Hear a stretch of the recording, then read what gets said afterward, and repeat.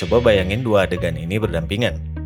Adegan pertama, seorang bapak subuh-subuh duduk di teras rumah, menyeruput kopi tubruk pekat dari gelas kaca bekas selai, sambil merhatiin motor lewat atau baca koran. 5 menit, selesai, berangkat kerja. Lalu adegan kedua, seorang di usia 20-an, jam 9 pagi, antri 15 menit di coffee shop, pesen ice oat milk latte, less sugar, extra shot. Membayar 42.000, difoto dulu sebelum diminum, upload ke story sebelum tegukan pertama. Sama-sama namanya kopi, tapi kenapa yang satu cuma butuh recehan dan 5 menit, sementara yang satu lagi butuh 40 ribuan dan ritual sepanjang itu? Ini bukan cuma soal selera, ini soal kenapa dari satu generasi ke generasi berikutnya, fungsi kopi berubah total.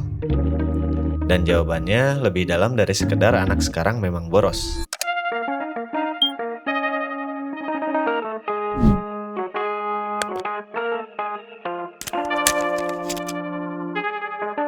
Kita mundur sebentar, karena ternyata jarak antara kopi tubruk generasi orang tua kita dan kopi kekinian sekarang itu tidak sejauh yang dibayangkan.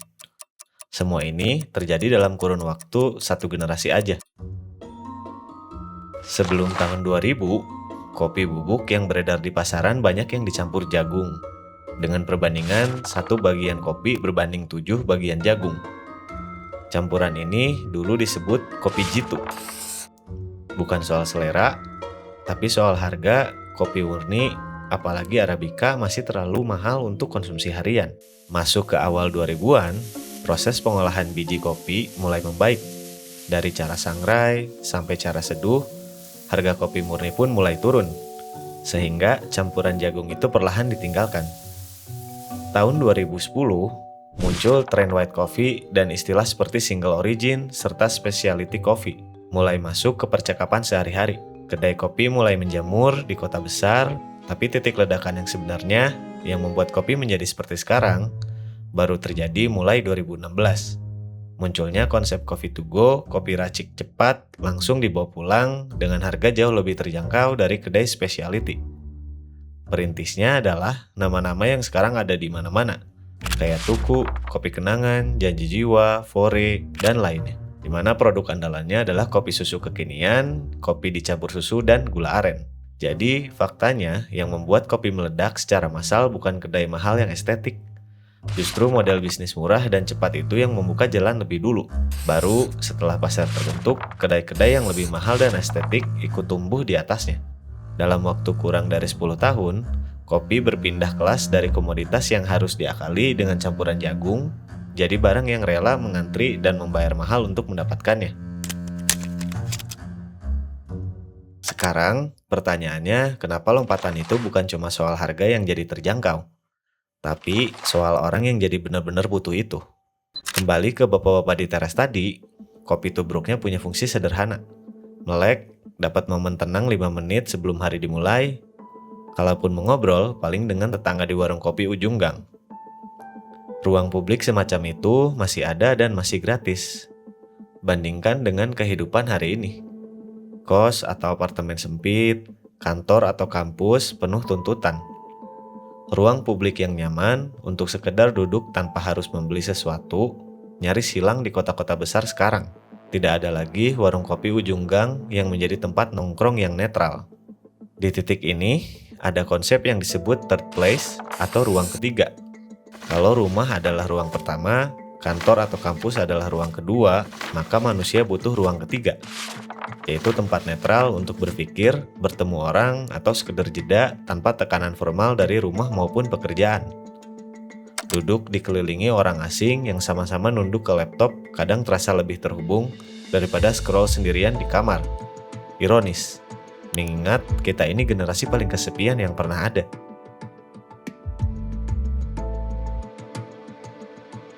Coffee shop mengisi kekosongan itu dengan pas.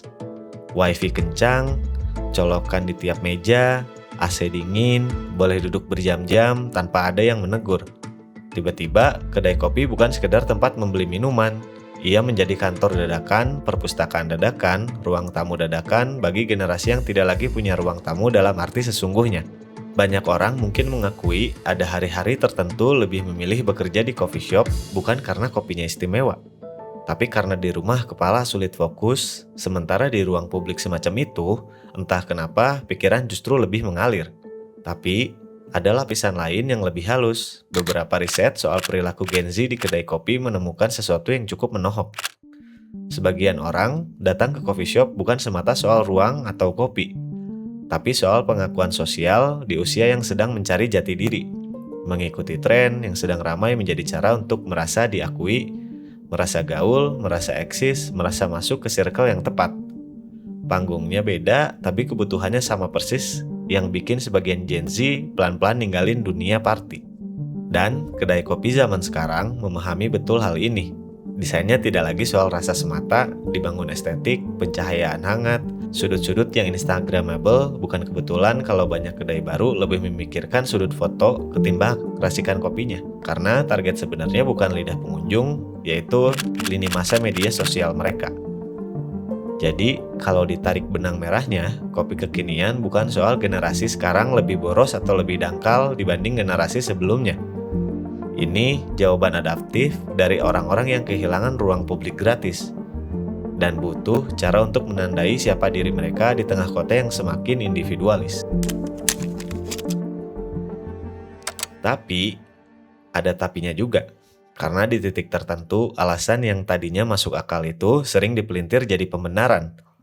Self-reward katanya, padahal kalau dihitung-hitung kopi yang katanya cuma recehan tambahan itu, kalau dikonsumsi setiap hari, jumlahnya bisa menyaingi cicilan bulanan. Ada juga fenomena FOMO ke kedai baru.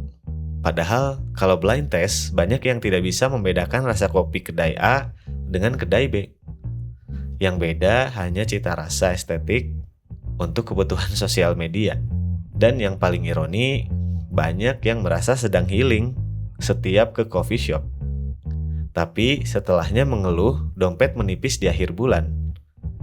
Kita rela mengantri 20 menit dan membayar untuk wifi serta suasana.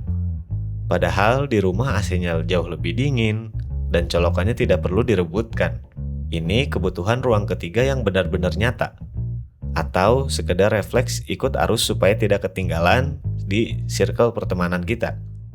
Dan mungkin sindiran ini juga berlaku untuk kita yang sedang menonton video ini.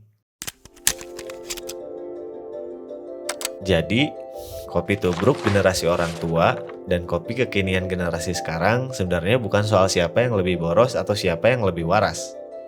Itu dua jawaban berbeda dari dua generasi berbeda.